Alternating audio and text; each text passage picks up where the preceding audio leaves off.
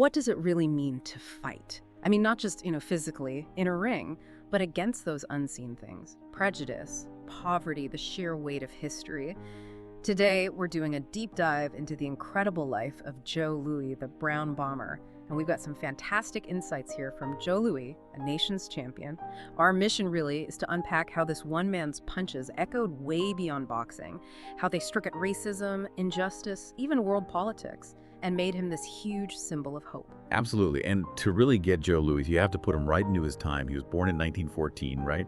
Into a world just split down the middle, black and white, opportunity and, well, oppression, and all this on the verge of massive global conflict.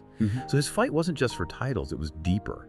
For respect, for justice, for basic dignity. It really makes his story this powerful example of resilience, something that still resonates. Okay, let's unpack this. Joe Louis. Born Joseph Louis Barrow, Chambers County, Alabama, 1914. Starts out in circumstances that, honestly, seem the total opposite of a future champion. 7th of 8 kids, extreme poverty. His dad was institutionalized when Joe was only about 2, so his mom's raising this huge family alone. And the picture we get is of this quiet kid, shy, even had a stutter. Doesn't exactly scream Brown Bomber, does it? It really doesn't. And that stark beginning, it's not just background noise, it's foundational. It's where that resilience was forged. His early life was shaped massively by those bigger forces you mentioned, especially the Great Migration. His family, like millions of Black Americans, moved north, trying to escape the Jim Crow South, segregation, looking for a better life in Detroit. Yeah. But poverty followed them there too. Joe worked odd jobs. And here's a detail I find fascinating. He actually hid his boxing from his mother. She was very religious. He pretended he was taking violin lessons. Violin lessons, that's amazing. Right. And when he first went to the gym, people apparently laughed at him, saw this quiet, maybe clumsy kid. But inside, there was this storm brewing, as the sources put it. What looked like shyness was actually intense focus. He was watching, studying. Yeah. He developed this unique style, raw power, but also precision, economy of motion. It's often true, isn't it? Greatness often starts in the shadows, forged in hardship, not ease. Louis is a prime example. That quiet strength, yeah. But then, as he starts winning, things get complicated fast, especially being a Black man in 1930s America. His fists started doing the talking, didn't they? Racking up wins, that devastating right cross, the relentless pressure just grinding opponents down, and that's when he gets the name, the Brown Bomber. But rising like that, it wasn't just about skill. There was this huge, unique burden he carried. What was that really about? Yeah, diving into that, the sources make it really clear. Being a top Black athlete then meant walking a tightrope over a pit of racism. His managers, Roxborough and Black, they got it. They had to meticulously craft his public image. It was a conscious strategy, you see. Very different from Jack Johnson before him, who was flamboyant, defiant. Louis was coached strict rules. No smiling too wide after a win, never be photographed with white women, always seem humble, quiet. Wow, like actual rules. Explicit rules. It was basically the price of admission for a Black champion to be tolerated, maybe even celebrated by white America. They were trying to avoid that violent racial backlash Johnson faced.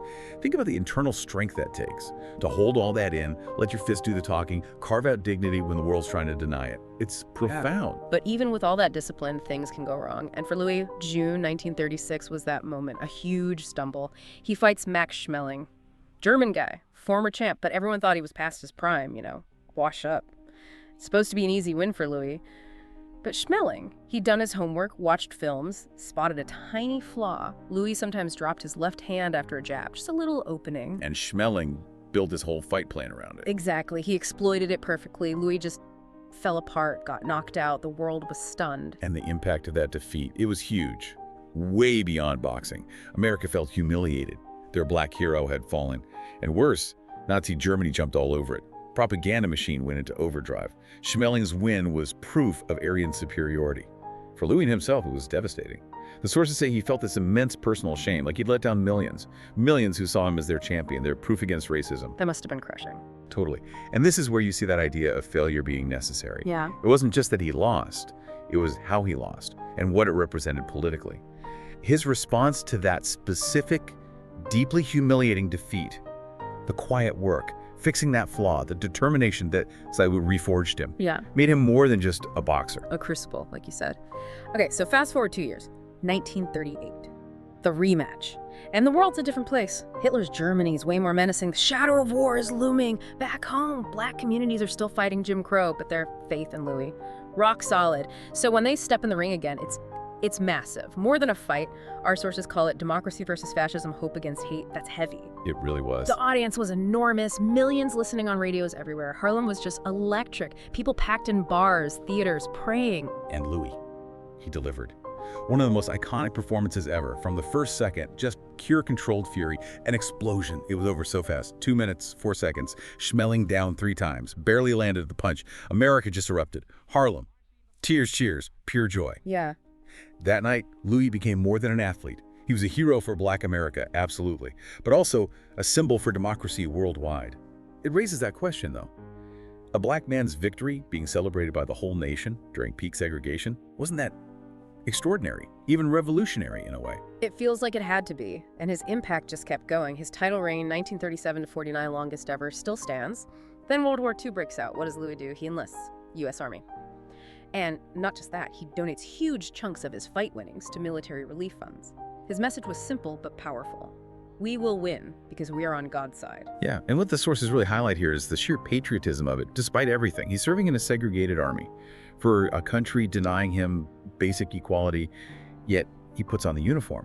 And it wasn't just symbolic enlistment. He worked tirelessly, fought something like 96 exhibition matches for over 2 million troops, all over the country, often for free, boosting morale, black soldiers, white soldiers, trying to bridge that divide even within the military structure. That line, "we're on God's side," wasn't just a soundbite for him. He truly believed it, and he shared that belief directly with the troops. It really makes you think. How many people could show that level of loyalty when their own country treated them as second class? Joe Louis did. It made him this unifying figure, larger than life in a really fractured time. But here's the tragic twist, isn't it? That generosity, that giving everything, it ultimately cost him dearly.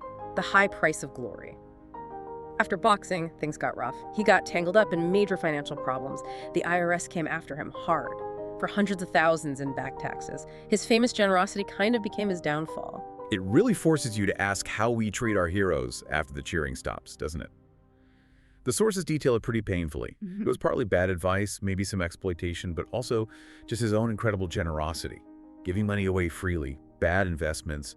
But the IRS was relentless, taxes dating back years, maybe from those purses he donated parts of, poor record keeping maybe. It wasn't just bad luck, it feels like a failure of the system to protect someone who gave so much. He ended up, as the sources say, just mentally and financially exhausted. So painful to imagine. Yeah. The man who gave America so much pride ended up nearly broke. Depression, health problems followed. He took jobs as a casino greeter in Vegas, boxing commentator, even did a stint in professional wrestling for a bit. Feels like such a cruel decline for someone who stood so tall. But, even through all that, the respect never vanished. Presidents honored him, other fighters revered him. Muhammad Ali said it best. He was a great fighter and a great man, and he made it possible for me to become champion of the world. That says everything. So when you look at the whole arc, what's the takeaway?